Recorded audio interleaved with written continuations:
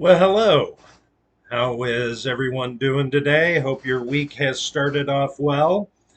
As always, I want to thank everyone for their feedback and their thoughts on the journey that I've invited you all to go on with me to discuss different topics and to get everyone's feedback. Today, I'm kind of jumping ahead with some of the topics that I'm looking forward to discussing. Um, Primarily because we have a big GOP debate happening tonight, and I really didn't want to get into politics um, until later on. But hey, guess what? We're here, we're now, and let's discuss.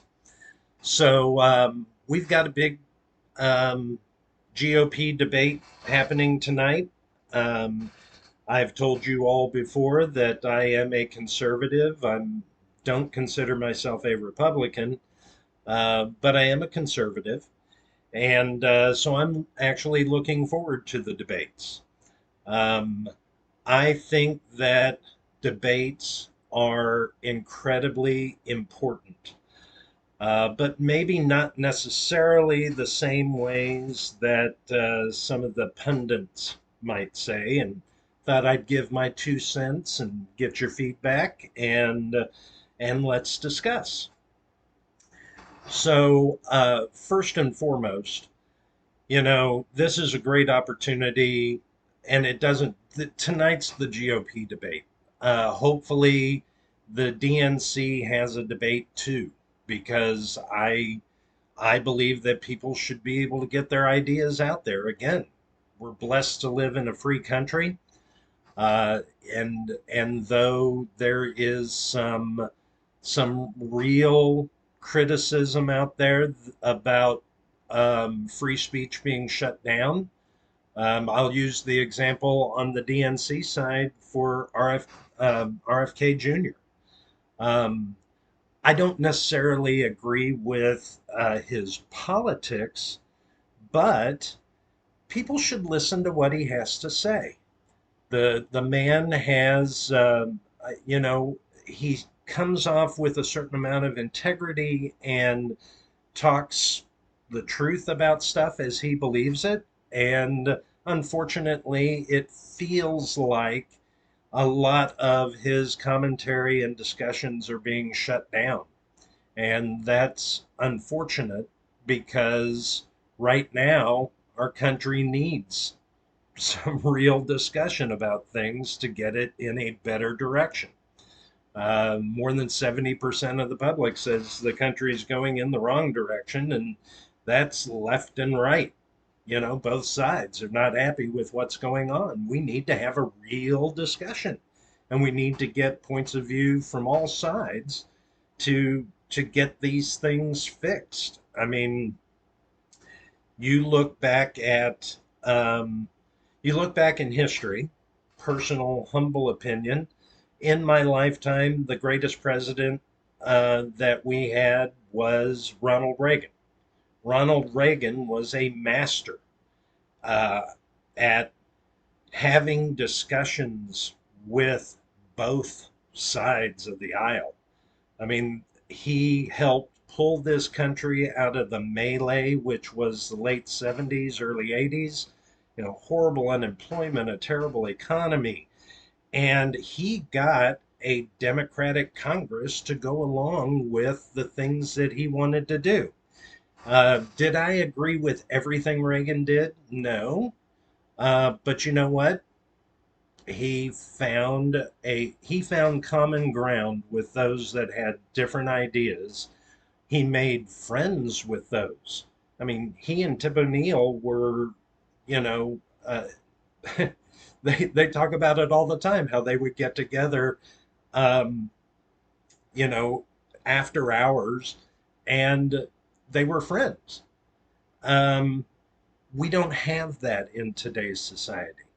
So we need that. We need open discussion. We need to look for the common ground because everyone Well, I mean, I'll sideline that for another discussion. I think most people, and even those in politics, want to see things improve.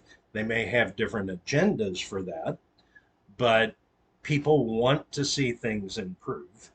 And so tonight is one of those opportunities for us as voters to listen to a large group of potential candidates for president. And here's where I think that and again, this is all my humble opinion, and I would love feedback so that we can discuss it. But I'm looking forward to tonight's debate because I want to hear what the candidates say. So then I personally can go back and look at what they do. And what I mean by that is none of these candidates are coming to this debate without having been prepped and, all of their little comeback lines and all of their commentary has been scripted and they plan all of this. They don't, shoot from the hip when they are at these debates. And I've mentioned this before. I'm a big believer in debating that if you stick to your core beliefs and your principles and you make a well thought out, educated argument about your point of view and the direction that you would like to see things go, you don't have to revert to name calling and taking jabs at other people that are personal, are are cruel, are they're made to get a, a little snippet in the news. You know, once you start calling names, you have lost your argument because your argument should be one on the facts. Your argument should be one based on the fact that you have the ability to back up your opinion. When you name call, everything, it's like saying but in a sentence. Everything that you said before but is not true, right? So once you start calling names in a debate, everything that you've said is superfluous. It doesn't mean anything because you can't back up the things that you say. So I'm really curious to see how these candidates present themselves tonight. I'm disappointed that there are several people that won't be in the debates because of whatever criteria the GOP has required for candidates to be there. By the way, that includes former President Trump. Um, there's someone that I wish would listen to my point of view about name calling, because 90% of his agenda when he was president, I agreed with. But once you start calling names, it's really hard to prove your point and to back up your point of view and to convince people that you actually have good ideas. It's like trying to change somebody's mind with a two by four. Doesn't work, right? As a matter of fact, I think you only create more enemies than you do supporters that way. With that said, I wish Trump was there tonight because I would like to know we're in a crisis. I would like to know as a front runner what he's really thinking and be able to compare it with what the other candidates are saying. But most importantly, take all of that in and then look at how these people have really practiced what they preach, right? It's one thing to be well scripted and to come to a debate and to even make a very good argument for your point of view or your ideas. But then, if that's not really the way you practice your life, if that's not the way that you've worked in business, or if that's not the way, if you're a politician, if that's not the way you voted in the past, but you know that it's really important to people, so you spew it on the campaign trail, I don't know that I can trust you to be in office and actually vote that way, right? Or to actually do those things.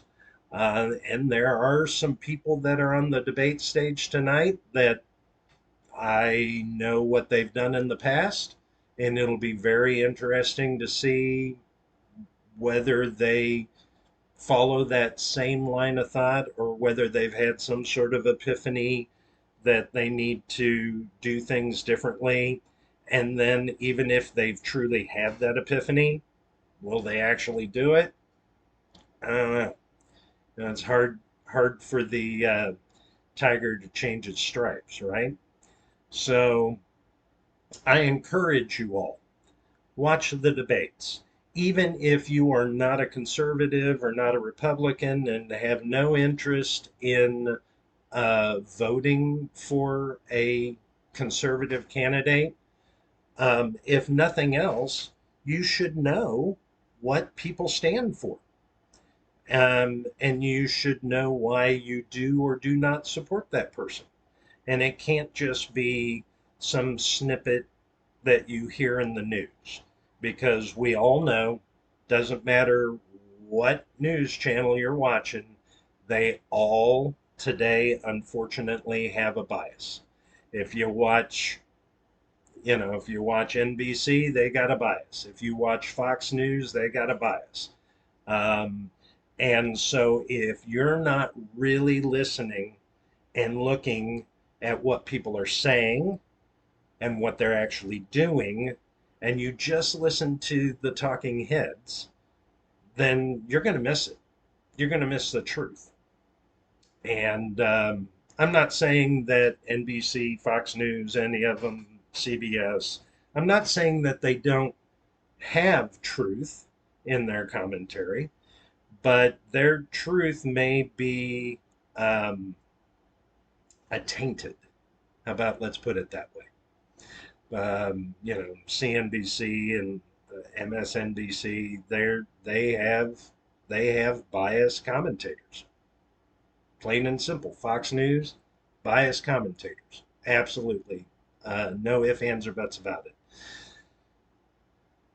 Your vote, your vote is one of the most powerful things that you have. If you don't exercise your right to vote, then you don't get the opportunity to complain later when it doesn't go your way. I'm a firm believer in that, even if you don't vote the same way that I vote, which, by the way, is okay, right? Free country, free will. We can choose our destiny. But if you don't make a decision, if you don't participate, you don't get to complain. Plain and simple. So let's start off this wonderful, fun filled, agonizing campaigning season that we cannot avoid. Um, and let's start learning. Let's start discussing openly, honestly, and freely our opinions about different things. Like I said, I'm a conservative, very much a fiscal conservative, probably more libertarian on social issues. But at the end of the day, I definitely have strong opinions. My opinions are are absolutely fortified, confirmed, or adjusted based on having open conversations with those that don't agree with me. And if we can have an open, honest dialogue, as I hope they have tonight, and I hope that their dialogue mirrors who they are in real life and how they have, um, if they practice what they preach, then that's somebody that could be of interest. Um, I just, again, Didn't really want to jump into politics this early on the journey, but tonight's an important night. So I encourage you to watch. Look forward to any feedback or commentary you have on this discussion or anything that emanates from tonight's debate. And let's do a follow up tomorrow.